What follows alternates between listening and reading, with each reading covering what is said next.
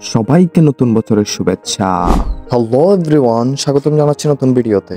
Welcome to my another new video. অনেক দিন যাবত ভিডিও আপলোড দেওয়া হচ্ছে না, তার কারণে নতুন ভিডিওতে আপনাকে স্বাগতম। আপনি কি জানেন আজ আমরা ব্যাগ ভর্তি টাকা নিয়ে কোথায় যাচ্ছি, কেন যাচ্ছি?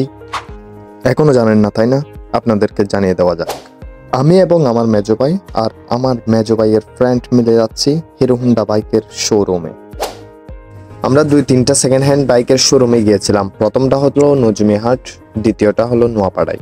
বাইকে বিভিন্ন ধরনের সমস্যা দেওয়ার কারণে আমরা বাইকগুলো নিতে ব্যর্থ হই, যার কারণে আমরা সিদ্ধান্ত নিয়ে নিই আমরা গাড়ি নামাবো শোরুম থেকে।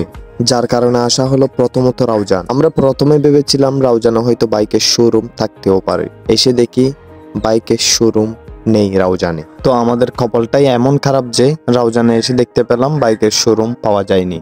যার কারণে আমাদের এখন যেতে হবে হাটহাজারি। হাটহাজারি হয়তো বাইকের শোরুম থাকতে পারে। এই উদ্দেশ্য নিয়ে আমরা বের হয়ে পড়ি হাটহাজারির উদ্দেশ্যে। আমরা রাউজানকে বিদায় জানিয়ে যখন সামনের দিকে এগোতে লাগলাম, তখন ঘটে যায় ঘটনা নয়, দুর্ঘটনা। বারবার আমার উপর।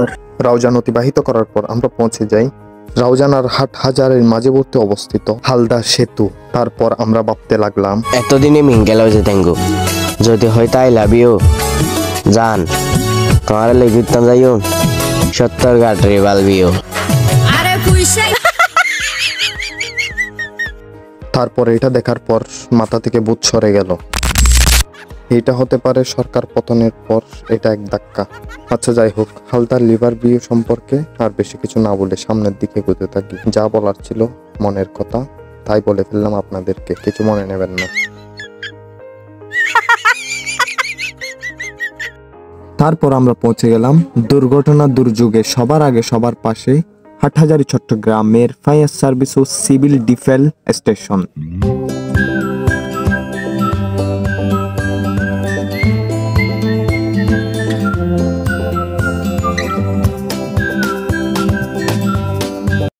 তারপর আমরা পৌঁছে যাই হাটহাজারি আল জামাল হোটেল অ্যান্ড রেস্টুরেন্টের গোল চত্বর। এখানে আসার পর আমরা গাড়ির জ্যামে আটকে যাই 1 ঘন্টা যাবত।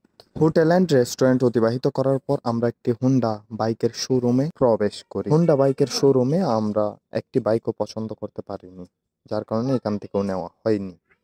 তারপর হোন্ডা বাইকের শোরুম থেকে বিদায় নেওয়ার পর আমরা হিরো বাইকের শোরুমের সন্ধান পাই। শোরুমে আমরা প্রবেশ করার সাথে সাথে আমরা দেখতে পাই আকবর মোটরসাইকেল ওয়ার্কস নামে দোকানটি। এখানে দাঁড়িয়ে আমরা কয়েক সেকেন্ড ভিডিও করে নিই। এখানে প্রবেশ করার সাথে সাথে আমাদের দেখা হয় শোরুমের কর্মচারীদের সাথে। তারা আমাদের জানান ম্যানেজার সাহেব এখনো আসেননি শোরুমে। ম্যানেজার না আসা পর্যন্ত আমরা শোরুমটি ঘুরে দেখি। দেখতে দেখতে কখন জানি ম্যানেজার চলে আসলো এবং শোরুম থেকে বাইকও পছন্দ করে নিলাম এবং 2025 সালে এসে আমার স্বপ্ন পূরণ হলো। আলহামদুলিল্লাহ ফর এভরিথিং।